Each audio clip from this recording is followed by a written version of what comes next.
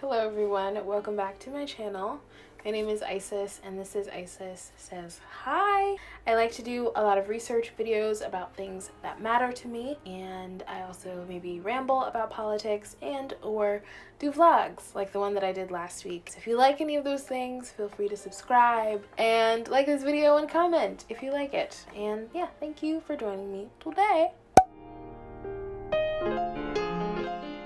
I think there's a little bit of confusion around what these videos kind of are. A big part of these videos is about me just taking research that I have, compiling it into a video that is accessible and easy to understand. Maybe I made it come off as if it's my opinion. I don't know. I've been getting some really awkward comments from my past couple videos. So all of this is research based. You will definitely know when it's my opinion, but I just kind of want to clear that up, and my sources will always be linked in the description down below, but I just kind of want to make that clear because I don't think that's clear, and I just want to clear it up. So that's that situation. Okay, I don't know what's going on with my camera today, y'all. I am so sorry. In this video, I want to talk about Hanukkah. This is not my culture. I am not Jewish. If I have anything that's maybe misinterpreted in any way, shape, or form, please let me know. So Hanukkah is Hebrew for dedication and is the festival of lights. It honors the victory of the Maccabees over the Syrian Greek army and the later miracle of rededicating the Holy Temple in Jerusalem and restoring its menorah. The miracle of Hanukkah is that only one vial of holy oil was found, with just enough oil to illuminate the temple for one day, but it lasted for 8 full days. Part of that is the reason why Hanukkah lasts 8 days. I forgot to get the pronunciation for this, but I'm going to assume this is what it is. Look at that straight hair. Hanukkah begins on the 25th of Kislev, which is on the Hebrew calendar. Usually falls in November or December. Hanukkah is also known / spelled as Hanukkah. I've tried my best. Chanukah, Feast of Dedication, Festival of Lights, or Feast of the Maccabees. Although it is not mentioned in Hebrew scriptures, Hanukkah came to be widely celebrated and remains one of the most popular Jewish religious observances. This is a quote, "It is a military victory. It was a purification of Judea, which is part of the ancient line of Judaism, and a purification of the temple from Greek and pagan influences," which is from author J.D. Clank.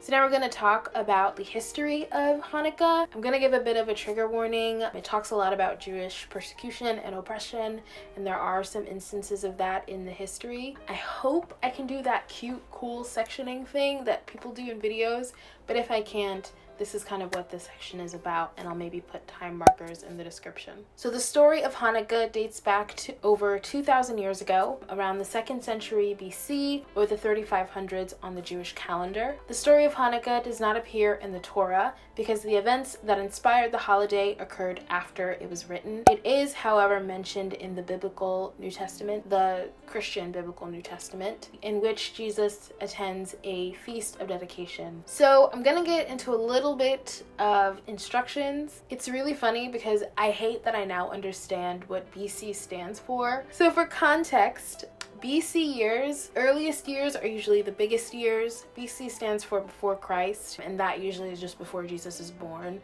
So essentially BC is counting down the years until Jesus's birth, so the year of Jesus's birth. I know it can get a little weird and confusing, and I was confused for a really long time about BC, and now I know it, and that is so frustrating. I needed this when I was younger. Anyways, let's move forward. After Alexander the Great's death in 323 BC, a power struggle broke out among his generals that lasted for more than a century. The Greco-Syrian Seleucid kings would emerge victorious and rule many of Alexander's former territories, including Judea, which is located in central present-day Israel. The land where Israel is now was part of the Seleucid Empire, and the Seleucid Empire stretched from modern-day Turkey through the Middle East all the way into northwest India. The Seleucids exerted their influence through Hellenization, which means the spreading of Greek art, architecture, and religion. Local communities, especially in Judea, resisted it. In 2000 BC, the king at the time, Antiochus, there's like 10 million different ways of saying this person's name, won the land from Egypt and allowed the Jews to practice their way of life in peace. In 188 BC, however, which is a little bit later on, the Romans defeated Antiochus and captured the land. Although they left Antiochus in charge, they required him to collect heavy taxes from the people, which I feel like is something very familiar now to understand that the Romans were hella greedy. After Antiochus III died in 187 BC, so pretty much a year after the Romans captured the land, his descendants continued the oppression or attempt to silence of Jewish culture and religion to an even greater extent. Some Jews accepted the Syrian Greek way of life, including idol worship. Yochanan, which I hope I did that correctly, the high priest, foresaw the danger to Judaism from the penetration of Syrian Greek influence. Yochanan was therefore opposed to any attempt on the part of the Jewish Hellenists to introduce Greek and Syrian customs into the land. And the Hellenists, of course, hated him. In 168 BC, the Hellenists informed the king Seleucus, the fourth, who now took over, that there were many riches within the temple treasury. The funds in the treasury were made up of contributions from all Jewish adults. Half a shekel, which would equal about $5 in US dollars, was given each year by each member of the temple and was used for fixing and updating the building and funding sacrifices. Another part of the treasury consisted of orphans' funds, which were deposited for them until they became of age. Seleucus needed money in order to pay the Romans. He sent his minister Heliodros to take the money from the treasury of the temple. Yochanan, the high priest, begged him not to do it. Heliodros did not listen and entered the gate of the temple. But suddenly he became pale with fright. The next moment he fainted and fell to the ground. After Heliodros came to, he did not dare enter again. Soon after, Seleucus was killed, and his brother Antiochus IV took his place. Some scholars believe he believed that a single religion might unify the broken empire, but his brutal methods did undo those intentions. He removed the high priest of the temple and replaced him with the priest's Hellenist brother, Joshua, who also called himself by the Greek name Jason. Joshua not only increased Hellenist ways, but also shared the wealth with the king. Joshua, or Jason, was later replaced by another man, Menelaus, who had promised the king that he would bring in more money than Jason did. When Yochanan, the former high priest, protested against the spread of the Hellenists' influence in the Holy Temple, the ruling high priest hired murderers to assassinate him. Antiochus was at the time engaged in a successful war against Egypt, but messengers from Rome arrived and commanded him to stop the war. Meanwhile, in Jerusalem, a rumor spread that a serious accident had killed Antiochus. Thinking that he was dead, the people rebelled against Menelaus. The high priest fled with his friends. When the king returned, he sent an army on the Jews as punishment. The army also destroyed the city's holy second temple by erecting an altar to Zeus, and sacrificed pigs within the temple. Thousands of Jews were also killed. As further punishment, strict laws were enacted. Jewish worship was banned, the scrolls of the law were confiscated and burned, Sabbath rest, circumcision, which I think we all hopefully know, and the dietary laws were banned under the penalty of death. Even one of the respected elders of that generation, Rabbi Eliezer, a 90-year-old man, was ordered by the servants of Antiochus to eat pork so that others would do the same. When he refused, they suggested to him that he pick up the meat to his lips to appear to be eating. But Rabbi Eliezer refused to do even that and was put to death. There were thousands of others who likewise sacrificed their lives. The famous story of Hannah and her 7 children happened at the time. I did leave a link down below, but that is a really, really sad story. Antiochus's men went from town to town and village to village to force the inhabitants to worship pagan gods. One day, the henchmen of Antiochus arrived in the village of Modin, where Matityahu, the old priest, lived. The Syrian officer built an altar in the marketplace of the village and demanded that Matityahu offer sacrifices to the Greek god. He refused. Immediately, a Hellenistic Jew approached the altar to offer a sacrifice. Matityahu grabbed his sword and killed him, and his sons and friends then fought the Syrian officers and men. They killed many of them and chased the rest away. They then destroyed the altar. Matityahu knew that Antiochus would be enraged when he heard what happened. He would certainly send an army to punish him and his followers. Matityahu left the village of Modin and fled together with his sons and friends to the hills of Judea, which was the only refuge area for Jews that remained. It's really weird because I also read that even that refuge area was taken over and people were killed. So I'm confused about that, about like how that part worked, but yeah. Before his death, Matityahu called his sons together and urged them to continue to fight. He asked them to follow the counsel of their brother, I guess Shimon or Shimon, the wise. I forgot to get the pronunciation for that too, as well as Modin, so I hope I'm saying that right. He said their leader should be Judah the Strong. Judah was called Maccabee, a word composed of the initial letters of the 4 Hebrew words. Again, forgot to make sure that I was doing this one right. Mi kamocha bailim Hashem, or Hashem, which means who is like you, O God. Horrified by these events, a priest named Mattathias and his sons rose up in rebellion.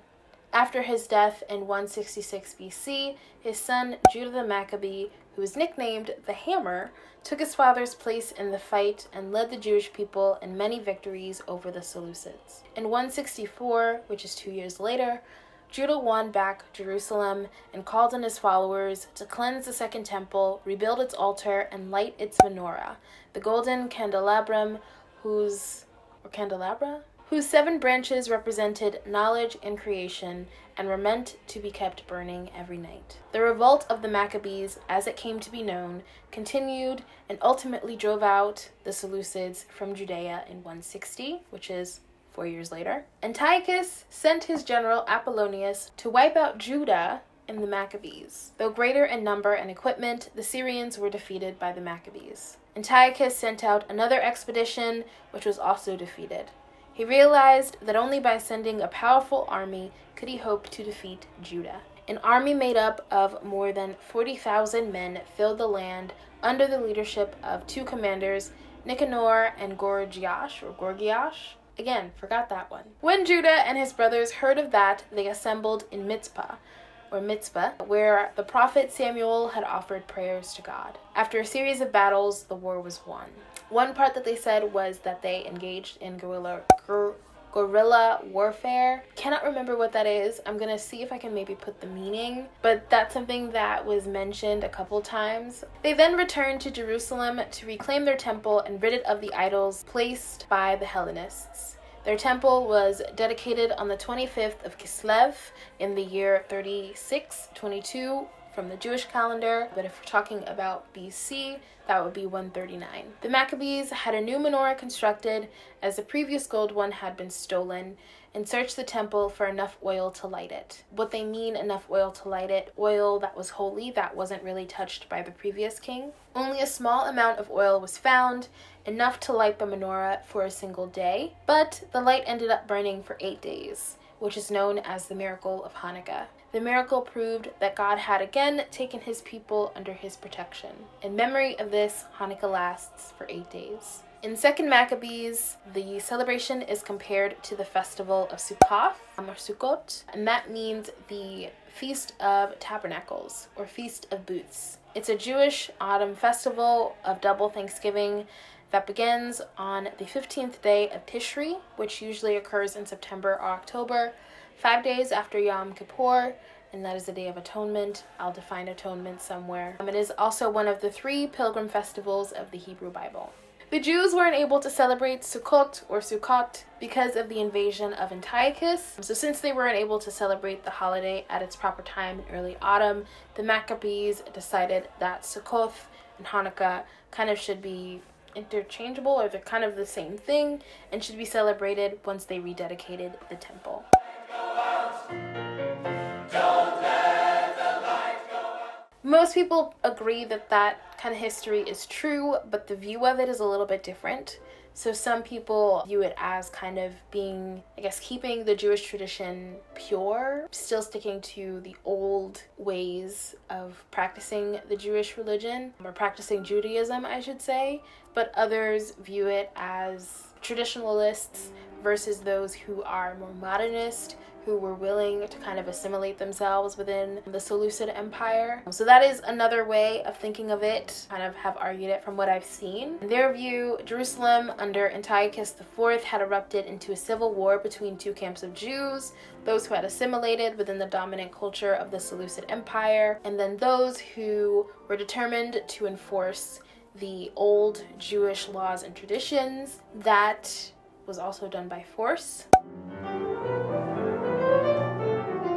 So the celebration of Hanukkah includes different religious and non-religious traditions. The most important part of all is the lighting of the menorah, and that is a candelabra with 8 branches plus a holder for the shamash, or servant candle, that is used to light the other 8 candles. Olive oil was traditionally used for lighting the menorah, but it was replaced by candles, which are inserted in the menorah each night. They are inserted from right to left, but are lit from left to right.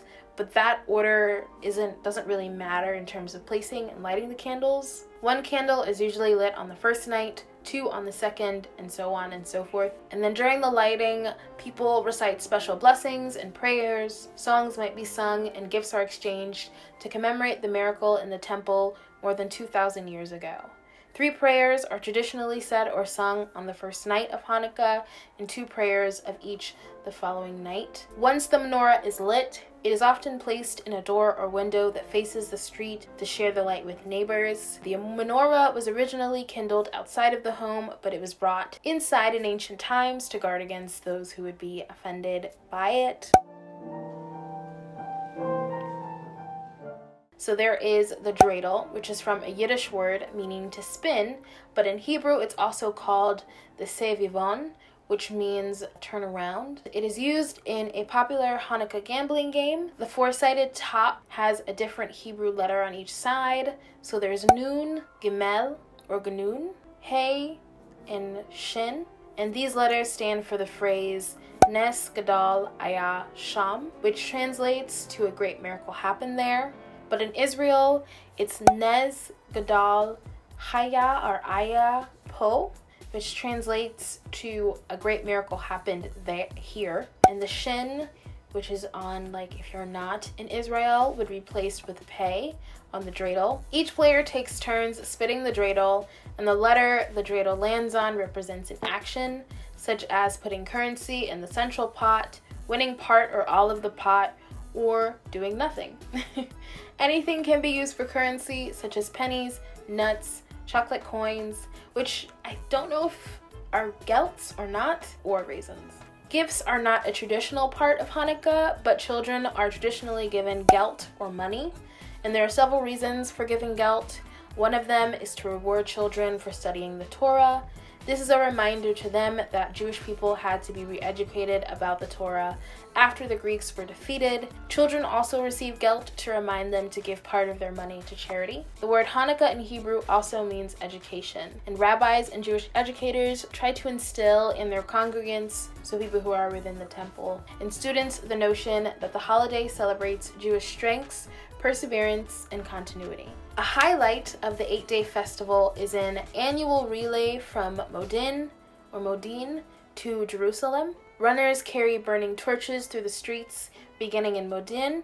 The runners continue until the final torchbearer arrives at the Western Wall, which is where the last part or remnant of the temple is. The torchbearer hands the torch to the chief rabbi, who uses it to light the first candle of a giant menorah.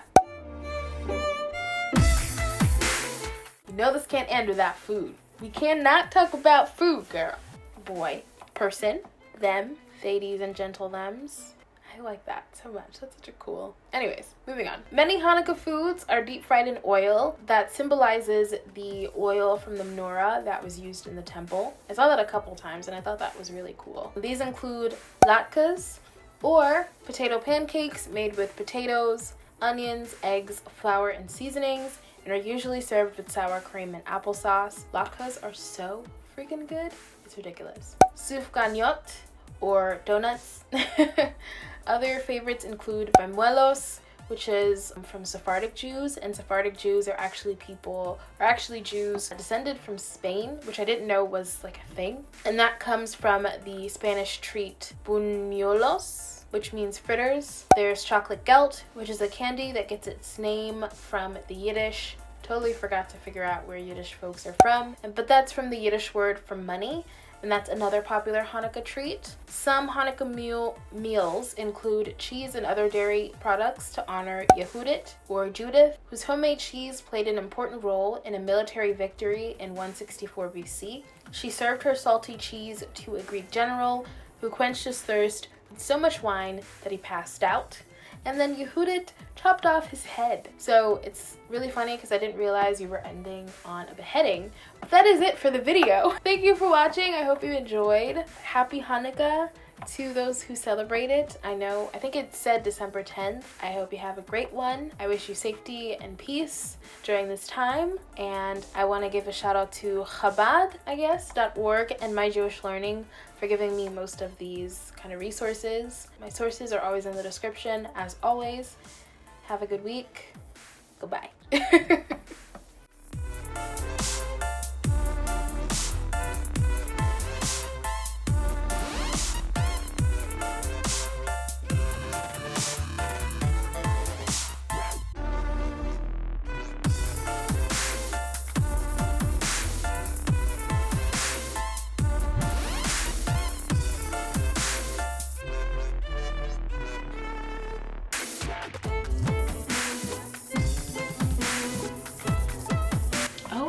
Stop.